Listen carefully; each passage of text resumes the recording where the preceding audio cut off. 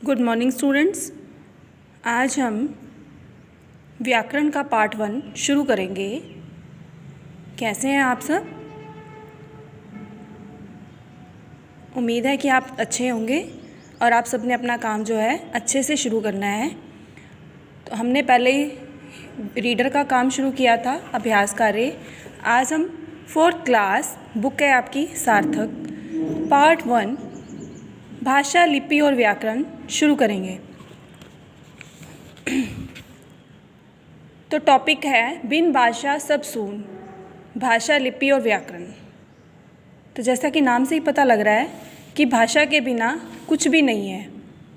तो इस पार्ट में हम सबसे पहले जानेंगे भाषा क्या है, इसका क्या अर्थ है, इसके रूप क्या हैं, लिपि और व्याकरण, हिंदी भाषा, अन्य भाषाएं और उनकी क्या लिपि है।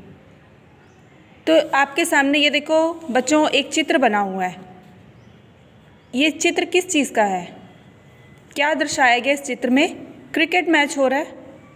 मैदान में शोर और लोगों के जोश को देखकर अभय जो है वो बहुत खुश हो गया है। सभी लोग तालियां बजा रहे हैं।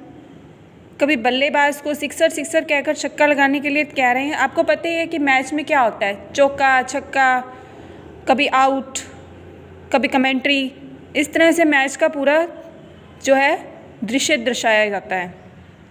तो हम अपने जो हमारा इसका मेन टॉपिक है, हम उस पर आते हैं कि भाषा क्या चीज़ होती है। भाषा अपने विचारों को, जैसे कि हमने 3rd क्लास में भी पढ़ा था, अपने विचारों को एक दूसरे तक पहुंचाने के माध्यम को क्या कहते हैं हम? भाषा। अपनी बात को दूसरों तक पहुंचाने का सबसे अच्छा साधन क्या है? भाषा। और भाषा के 2 रूप होते हैं, मौखिक और लिखित। मौखिक रूप क्या होता है? आपस में बातचीत करना। भाषा का कौन सा रूप कहलाता है? मौखिक रूप। और जो हम अभी जैसे मैं आपको बोल के बता रही हूँ, तो ये मेरा कौन सा रूप है? मौखिक रूप। और अभी अगर मैं क्वेश्चन आंसर लिखूंगी या लिखित में आपको बोर्ड पर लिखकर बताऊंगी, तो वो मेरा कौन सा रूप है? लिखित रूप।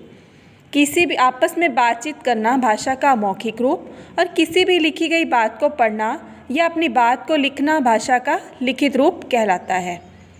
जैसे ये एक पंक्ति दी गई है, मैं बोलूं तुम सुनकर समझो, लिखकर भी तुम उसको जानो, लिखे हुए को मैं पढ़ लूँगा, इस साधन को भाषा मानो।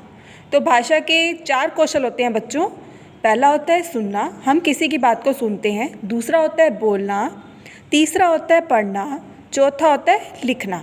भाषा के ये 4 कौशल तभी सही लगेंगे जब इनका कोई अर्थ हो। निरर्थक बात मतलब निरर्थक बात वो होती है जिसका कोई मीनिंग ना हो, अर्थ ना हो। बोलने, सुनने या लिखने पढ़ने को हम भाषा नहीं कह सकते। जिस बात का कोई मीनिंग होगा उसे ही हम क्या कहेंगे? भाषा। तो भाषा के कौशल आज हम यहीं तक आपको चैप्टर कराऊंगी मैं। आपने ये अच्छे से पढ़ना है लेसन को।